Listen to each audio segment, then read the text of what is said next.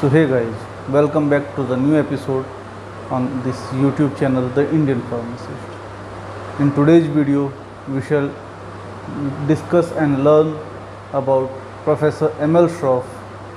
As we all know that today is the death anniversary of Professor M.L. Shroff. आज उनकी पुण्यतिथि है, तो आज की इस वीडियो में हम लोग उनको एक श्रद्धांजलि देते हुए उनके बारे में थोड़ा सा समझेंगे, थोड़ा जानेंगे और कोशिश करेंगे कि हम उनके जीवन से कुछ सीख पाएँ। जैसे आज आपको दिख रहा होगा कि आज मेरे पीछे कोई बोर्ड नहीं है, क्योंकि आज का ये जो वीडियो है ये हमें सिर्फ उनके बारे में समझना है, उनको एक श्रद्धांजलि देनी है। यहाँ पे हमारा जो मेन मोटो है कि हम उनके बारे में समझ पाएँ जिन्होंने फार्मेसी एजुकेशन को इंडिया में एक नई ऊंचाई प्रदान करी। ऑल्दो वो खुद फार्मेसी बैकग्राउंड से नहीं आते थे, वो एक केमिकल इंजीनियर थे, फिर भी उन्होंने इंडिया में फार्मेसी एजुकेशन को बढ़ावा दिया, एक दिशा दी जिस पे आज चलते हुए भारत एक विश्व गुरु बन चुका है। फार्मेसी के क्षेत्र में पूरी दुनिया में हर कोई किसी न किसी रूप में भारत में बनी हुई दवाइयाँ या मेडिसिन्स, जिन्हें हम कहते हैं कि फार्मास्यूटिकल प्रोडक्ट्स को कंज्यूम कर रहा है। आपको ये भी जानना चाहिए कि भारत जो है दुनिया के सबसे बड़े जेनेरिक मैन्युफैक्चरर्स में से एक है, और सबसे बड़ी बात यह है कि इंडिया के पास विश्व का सबसे बड़ा वैक्सीन मैन्युफैक्चरिंग कैपेसिटी है, साथ ही साथ सबसे बड़ी हमारे पास जेनेरिक मैन्युफैक्चरिंग कैपेसिटी है। ऑल्दो ये वैल्यू में कम है, बट वॉल्यूम में हम सबसे बड़े मैन्युफैक्चरर हैं, और इसमें किसी न किसी रूप से एक बहुत बड़ा योगदान प्रोफेसर M.L. श्रॉफ या प्रोफेसर महादेव लाल श्रॉफ का है। तो आइए समझते हैं कि उनके जीवन में ऐसा क्या है कि हम सीख सकते हैं या हमें उनसे क्या चीज़ प्रेरणा लेनी चाहिए। सो स्टार्ट करते हैं आज का। अब क्योंकि एक हिस्ट्री के हिसाब से बनाया गया टॉपिक है, तो मेरे पास एक नोट्स हैं जिसके अगेंस्ट मैं आपको बताऊंगा कि प्रोफेसर M.L. श्रॉफ क्या थे, कहाँ से आए थे। अब सबसे पहले हमें ये जानना चाहिए कि उनको भारत में फार्मास्यूटिकल एजुकेशन का जनक कहा जाता है। He is known as father of modern pharmaceutical education in India. क्यों कहा जाता है? क्योंकि उन्होंने पहली बार भारत में किसी भी ऑर्गेनाइजेशन में या किसी भी इंस्टीट्यूट में फार्मास्यूटिकल एजुकेशन को एक डायरेक्टेड रूप में, यानी कि एक सिलेबस फॉर्म करके उसे प्रमोट किया था। The first institute in India was ITBHU, which is at the time was called as Banaras Hindu University. वहाँ पे सबसे पहले डिपार्टमेंट ऑफ फार्मास्यूटिकल एजुकेशन का नींव जो रखी थी वो प्रोफेसर M.L. श्रॉफ के ही दिशा निर्देशों पर रखी गई थी। उन्हीं के डायरेक्शन में वहाँ पे फार्मास्यूटिकल एजुकेशन को स्टार्ट किया गया था। So let's start. तो हमें ये जानना चाहिए कि उनका जन्म जो है वो 1902 में दरभंगा में हुआ था। दरभंगा एक डिस्ट्रिक्ट है बिहार में, और 6 मार्च 1902 को उनका जन्म हुआ था। 6 मार्च 1902 ये इस तरीके से समझ लीजिए कि ये एक बहुत बड़ा दिन है फार्मास्यूटिकल एजुकेशन के लिए, क्योंकि इंडियन फार्मास्यूटिकल एजुकेटर्स में जो सबसे पहले प्रोफेसर हैं वो प्रोफेसर M.L. श्रॉफ। उनका जन्म 1902 में 6 मार्च को दरभंगा बिहार में हुआ था। उनकी जो अपनी प्राथमिक शिक्षा थी, प्राइमरी एजुकेशन, या जिसे हम कहें इंग्लिश में की स्कूलिंग, वो भागलपुर में हुआ था। भागलपुर भी एक डिस्ट्रिक्ट है बिहार में, वहीं से उन्होंने अपनी एजुकेशन, प्राइमरी एजुकेशन करी थी, और इंटरमीडिएट एजुकेशन मतलब इंटर पास उन्होंने अपना 1920 में किया था। After that he joined engineering college Banaras Hindu university Varanasi in India, यानी कि बनारस में जो बनारस हिंदू यूनिवर्सिटी है वहीं के वो स्टूडेंट थे, वहीं से वो पढ़े हुए थे। 1920 में उन्होंने वहाँ पे ज्वाइन किया, और वहीं से उन्होंने अपनी इंजीनियरिंग की एजुकेशन को कंप्लीट किया। In 1921 professor Shroff raised a voice against the then principal Charles Eking and he was asked to leave the institution. 1921 में उन्हें इंस्टीट्यूट से बाहर जाने के लिए कह दिया गया, क्योंकि उन्होंने उस टाइम के प्रिंसिपल के अगेंस्ट आवाज़ उठाई थी। After leaving the engineering college, Professor Shroff left India and stayed in China, Japan and then in America. पहले वो चाइना गए, फिर जापान गए, उसके बाद वो अमेरिका गए, जहाँ से उन्होंने अपनी बाकी एजुकेशन कंप्लीट करी. In 1925 he did his undergraduate degree in arts with honors in chemistry. यानी कि उनको जो है एक तरीके से कहा जाए तो आर्ट्स स्टूडेंट थे विद ऑनर्स इन केमिस्ट्री, और वो उन्होंने यूएस से किया था. And in 1927 his post graduate degree MS in chemistry यानी कि मास्टर ऑफ साइंस केमिस्ट्री में एंड माइक्रोबायोलॉजी में from MIT America, Massachusetts Institute of Technology America से उन्होंने अपनी पोस्ट ग्रेजुएशन कंप्लीट करी थी. Post graduation master of science के रूप में. After returning to India in 1929 he took up a job with Birla Brothers Limited, then with the pursuance of J.L. Bajaj. He was introduced to then Vice Chancellor of BHU, Pandit Madan Mohan Malviya, and invited to join BHU as honorary staff. यानी कि वो पहले तो उन्होंने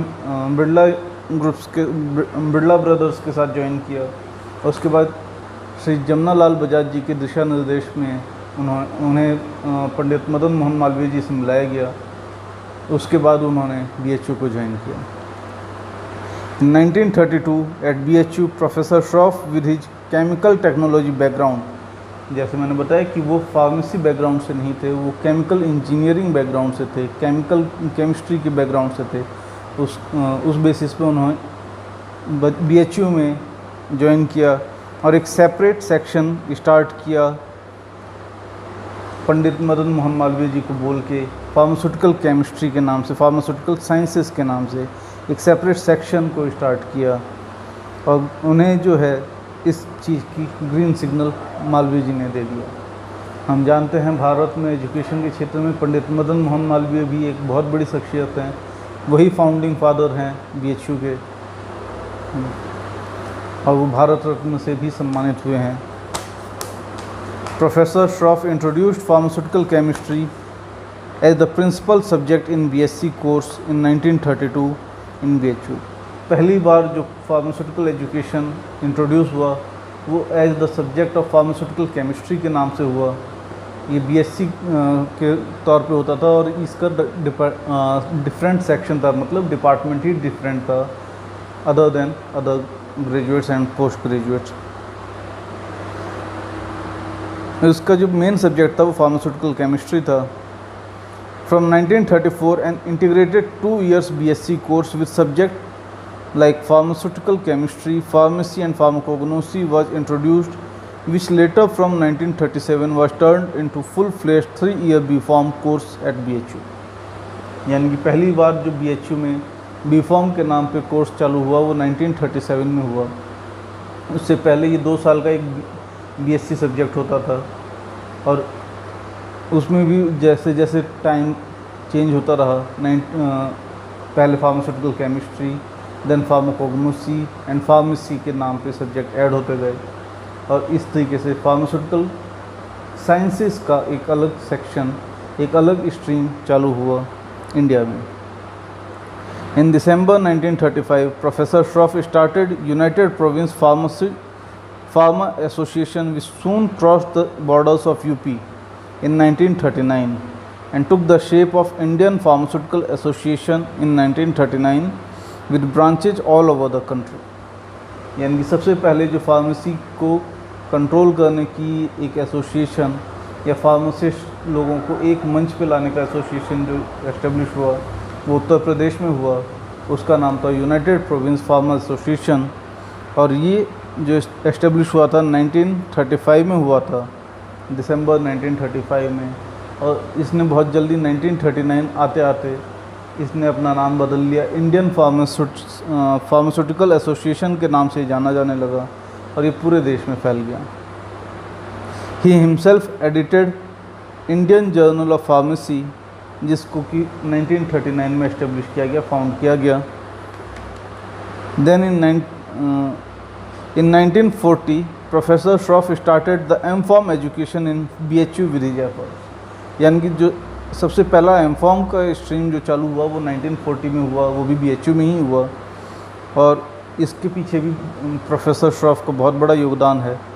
then in 1943 he left BHU and joined Birla Brothers as the chief chemist and research officer and served as secretary to the Birla Laboratories till 1949 at Calcutta। उस time का कलकत्ता, आज का कोलकाता, वहाँ पर उन्होंने बिरला ब्रदर्स के साथ ज्वाइन किया as chief chemist and research associate, research scientist के तौर पे उन्होंने अपना करियर स्टार्ट किया। एंड देन वो सेक्रेटरी बन गए बिरला लेबोरेटरीज के, जो कि वो 1949 तक रहे। After that he took the responsibility as principal at Birla college Pilani, where he served for the next 5 years। उसके बाद उन्होंने बिट्स पिलानी में ज्वाइन किया और अगले 5 सालों तक वो वहीं पर रहे, और उनके स्किल्स जो हैं जर्नलिज्म यानी कि लेखन के क्षेत्र में भी बढ़ते गए। और इसी के साथ उन्होंने अपना पहला जो जर्नल था, पहला पीरियडिकल था, इंडियन फार्मासिस्ट के नाम से चालू किया from 1945 for a further period of 10 years। ये इंडियन फार्मासिस्ट एक जर्नल था, उसको उन्होंने एस्टेब्लिश किया, उन्होंने अपना खुद का जर्नल स्टार्ट किया, और ये 1945 से लेके 1955 तक उसके साथ एसोसिएटेड रहे। ड्यूरिंग दिस पीरियड और during the period of 1940 to 1950 professor Shroff services was utilized by the government of India in the capacity as member of scientific and government bodies।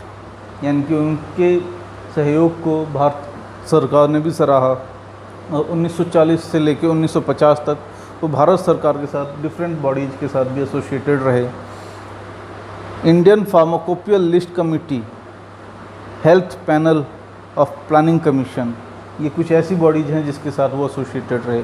यानी कि जो इंडिया में पहली फार्माकोपियल लिस्ट बनी, जिसे हम कहते हैं कि एक कहा जाए कि एक नींव था इंडियन फार्माकोपिया का, एक इनिशियल प्रारूप था ब्रिटिश इंडिया के अंडर, जो इंडियन फार्माकोपिया में बाद में कन्वर्ट हुई, उसको बनाने में भी प्रोफेसर श्रॉफ का बहुत बड़ा योगदान था। He was elected president of Bengal Pharmaceutical Association in 1946, and in 1948 he formed Indian Pharmaceutical Congress Association, which exists till date and organizes annual conference like IPA। यानी कि Indian pharmaceutical Congress association IPCA को professor Shroff ने ही establish किया था, और आज की date में जिन्हें हम कहते हैं कि इंडियन फार्मास्यूटिकल का सबसे बड़ा कॉन्फ्रेंस है IPA, वो जो है वो भी उसी एसोसिएशन के थ्रू होती है, वही एसोसिएशन उसको ऑर्गेनाइज करती है, और ये आज तक काम कर रही है। He was elected the first vice president of pharmacy council of India in 1949 and later on became the first elected president of PCI इन 1954। यानी कि सबसे पहले तो ये वाइस प्रेसिडेंट के फॉर्म पे काम कर रहे थे फॉर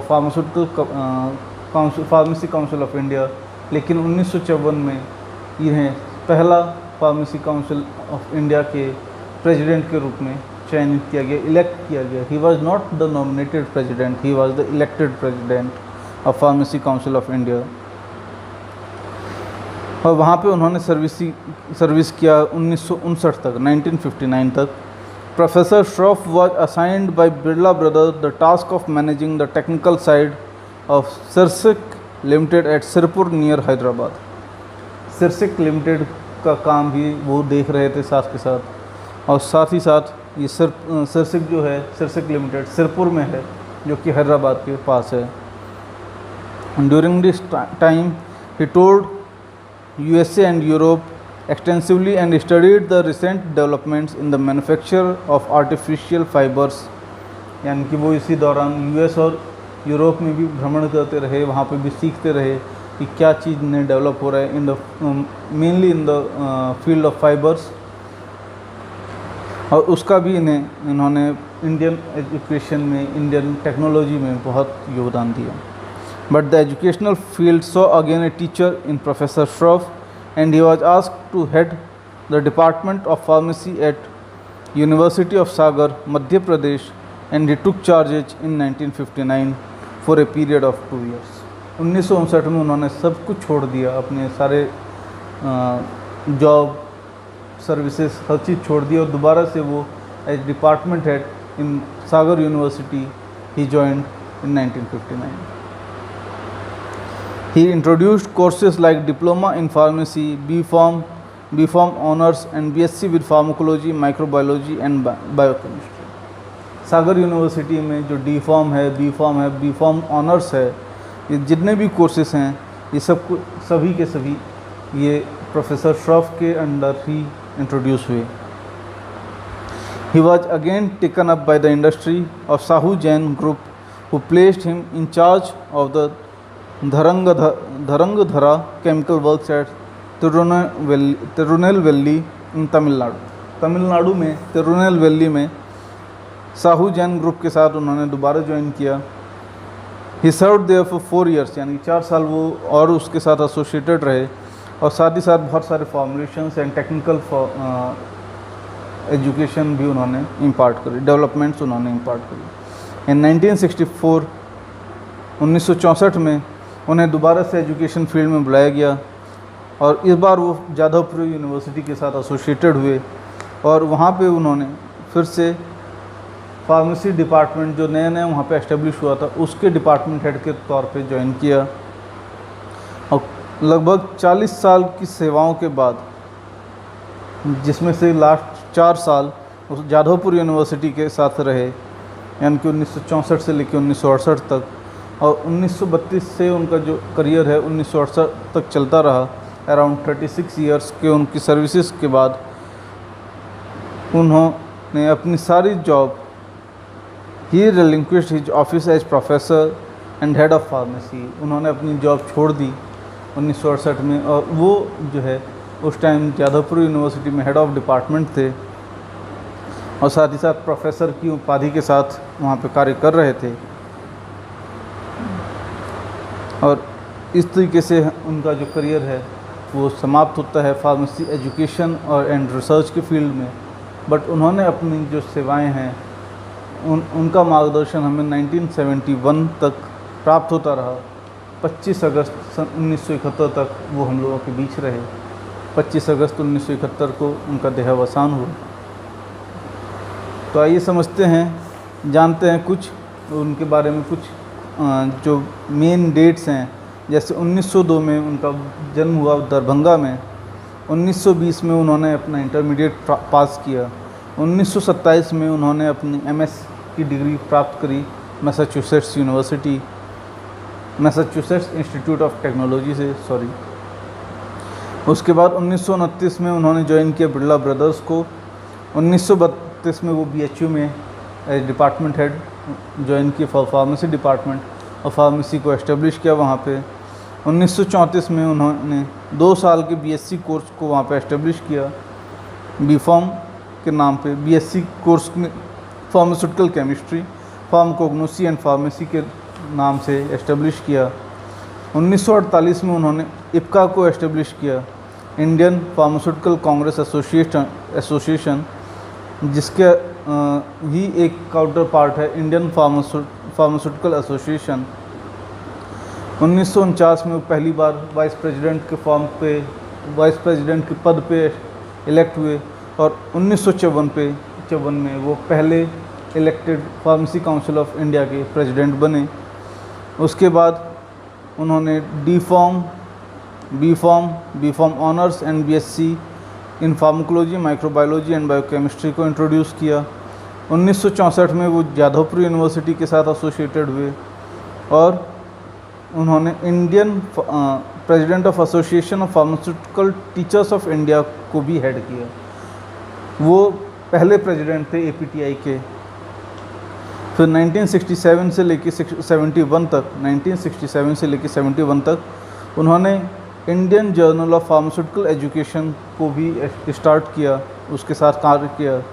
और फिर 25 अगस्त 1971 को उन्होंने भारत में फार्मास्यूटिकल एजुकेशन को एक दिशा देते हुए अपना अंतिम सांस ली.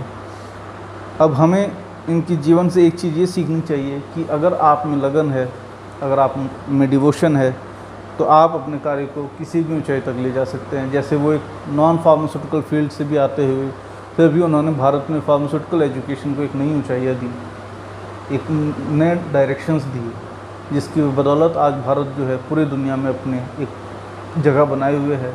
एंड लाइक हमारे माननीय प्रधानमंत्री जी कहते हैं कि India is the pharmacy of the world, that's true.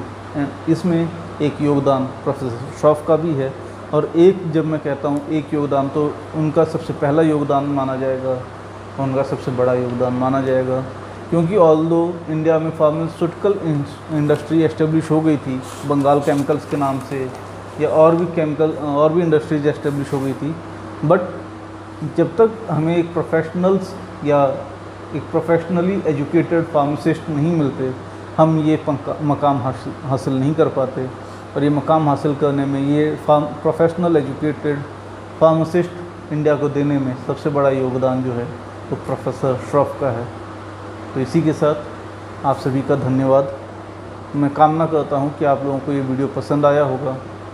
अगर पसंद आता है तो आप इस वीडियो को लाइक करें, चैनल को सब्सक्राइब करें और साथ ही साथ सभी के साथ शेयर करें। धन्यवाद।